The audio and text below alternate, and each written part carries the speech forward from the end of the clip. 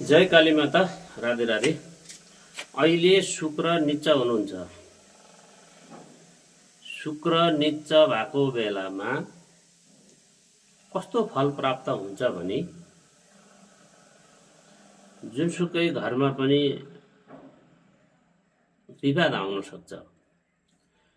शुक्र स्वयं स्त्री कारक ग्रह हो। स्त्री कारक ग्रह नै निच्च भएपछि घरको श्रीमतीले किचकिच किचकिच किचकिच गर्न सक्छ।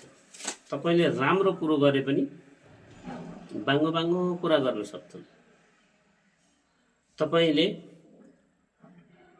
सही ढङ्गसँग हिँड्नुभयो भने पनि अर्को कुरो गर्न सक्छन् अनि विवाद आउन सक्छ।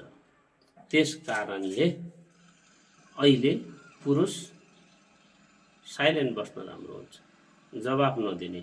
किनकि अहिलेको समय भनेकै त्यस्तो खालको गोचरमा शुक्र चाहिँ कन्या राशिमा आएर निच्च हुनुभएको छ।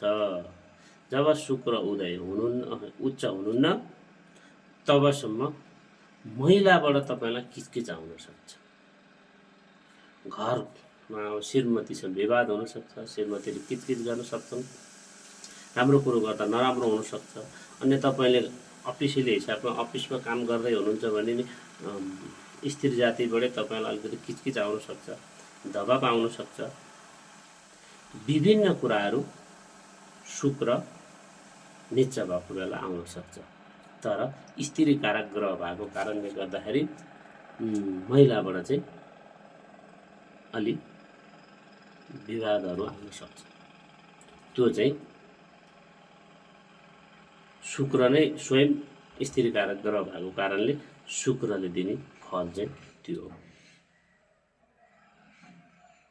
जय काली माता। राधे राधे। आजलाई यति।